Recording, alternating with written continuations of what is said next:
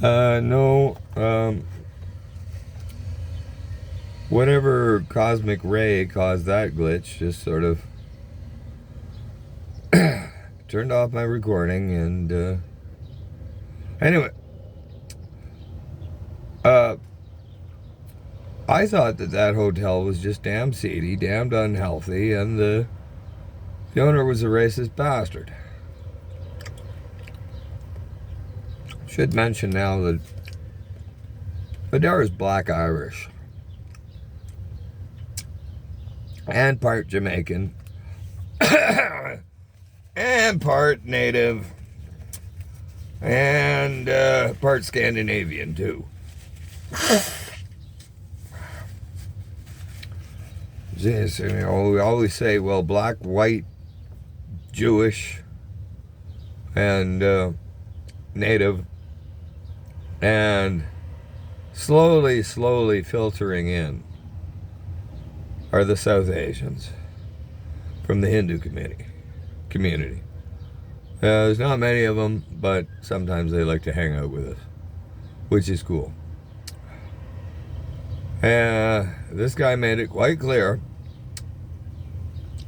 that he doesn't particularly like white people, but he respects their power in society, so he better do what they say. Doesn't like black people. Doesn't like native people. And he most certainly doesn't like Jews. There's more than just a little bit of Jewish influence in me. Just simply by the fact that I'm a Christian. But when I was in high school, my senior year, my high school girlfriend was Jewish. And I found out then, surprising the hell right out of me, the truth. And well, I'll detail this more later because it's a long story. But yeah, there's Jews in the Louis family. Well, on the periphery. His last name was Harris. Obviously the name of a fallen Canadian soldier that they smuggled him out of the DP camps of Europe back in the day when they were still anti-Semites, actively looking to do harm to Jews. So they had to be smuggled out by the Red Cross. And we got one in the Louis family. More on that later. Well, off goes Adara. Check into the hotel. And she never comes back. I must have sat there for 2 hours.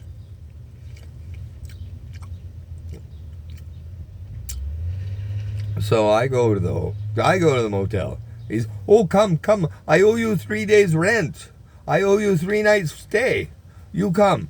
You need a hot bath and a place to stay. And, oh, you look terrible. You probably feel better after 1 day. And he's, well, I don't want to concede anything to him. But I'm not going to say no to a warm bed and a hot shower. Or maybe a nice long soak in the tub. Oh. But don't think that I forgot how he kicked me out with rent paid. And when we came back to get my stuff out of there, somebody with really light fingers had been in that room, and he blamed housekeeping. Oh, they probably thought it was garbage. It was just a piece of paper. How did he know that it was sheet music that you written out by hand? Yeah, okay. I'll grant you that. It didn't actually cost me anything. Bit of a nuisance. Well, the next thing is, well, where's Karen and her son, the blind man? Eric is Karen's son. Very capable man. Impressively so. And one day just to see, well, maybe you're so good at this because I've never tried it before. So how about this? I took my hat, put it over my face, where all I could see was my feet. So I wouldn't trip over anything in the parking lot. I say, all right, Eric, throw that bottle of water in the general direction of my voice, and I'll try to find it without looking. And off I went, right direction, misjudged the distance by about 5 feet. I said, well, right on the line, but 5 feet away from it. And he says, I've never seen anybody even try. And then you almost got it. I mean, I've made bigger mistakes than that. Actually, I've seen him make a mistake so small. I've seen him miss by an inch. And I have no idea where his bag is. And he says, where's my bag? And I says, looks like you've already got it. He says, no, I don't. And so I just says, well, you're within an inch of it. Put your hand an inch back. No, that didn't work. Hold still. Keep your hand where it is. There's your bag. Oh, thanks, man. It drives me nuts when I know I'm that close, but yeah, I imagine it does. Sitting here yapping at you for 15 minutes, ignoring the fact that you've already told me you couldn't find your bag, because, well, yes, you obviously had. Except not. Okay. Anyway. The next question is, when I got out of out of the hospital, why do I suddenly have no PA system, no mixer board? What happened to my recording studio?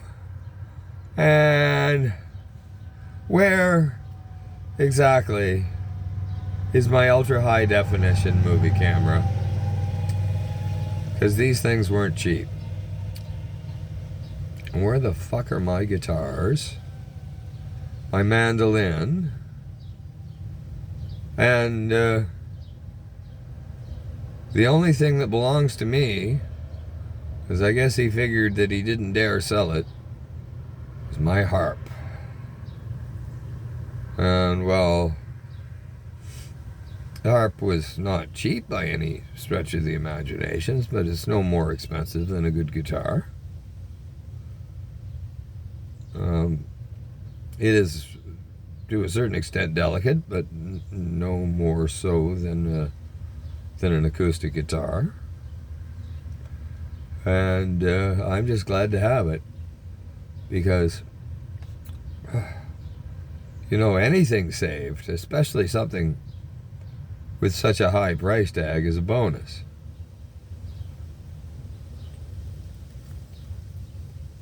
And then I got informed by police that this is not an Evo Ellipse like I thought it was. It's a Chinese black market counterfeit. And they said, sir, did you notice that the performance specifications weren't quite what you were expecting? And you must have noticed that it rides like a truck, because it doesn't have any shock absorbers. And I'm pretty sure the one I saw in the showroom had shock absorbers. Pretty sure that the batteries were in the floor. So I looked in the floor compartment, and I undid all of the fasteners, and there's nothing down there but air. My actual batteries, as if I didn't know, were about kidney level on me in the back of the vehicle. And every time I go over a bump, it becomes very apparent that they are simply not tied down. What I have is an unsafe vehicle that's only allowed on the road because I bought it in good faith. But if I get any kind of ticket for anything, one of those tickets is going to be driving an unlicensed, uninsured vehicle, automatic $5,000 fine, impound, lose the vehicle. So this now has a book value that went from $10,000 down to zero. But I thought,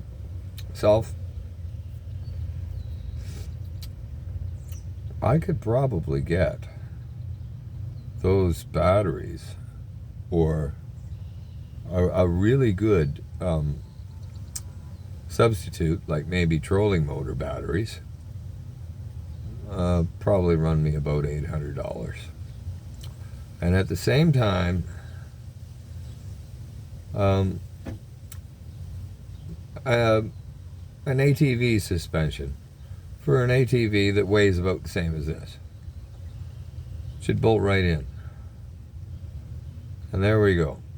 We've turned an unsafe vehicle into a safe one, which might bump up my range from, 40 kilometers if I go dead slow everywhere in ultra power conservation mode and charge up every chance I get mid-trip, but never quite catch up. Yeah. And if I want to keep up with traffic, I might get 6 kilometers. Maybe. It's, I once went from a full charge to damn near depleted just going to Walmart. Of course, that's uphill the whole way. I mean, it's practically in the Oak Ridges moraine. So coming back, I was probably doing 50 kilometers an hour, riding the speed limiter, governor, all the way down, and not using the battery at all. I just coasted home and was able to plug in and charge normally, which is good, because if you absolutely run it to depletion, it sometimes takes 2 days of conditioning before it even begins to take a charge. Anyway, I'm going to try to cut this off at 15 minutes. Part 3 of this video will be what I planned for when Ashley met Amelia. To make sure that anyone who's in any way invested in this knows that it's not dead in the water. I just had the wheels come off my life. All right. So stay tuned for part 3.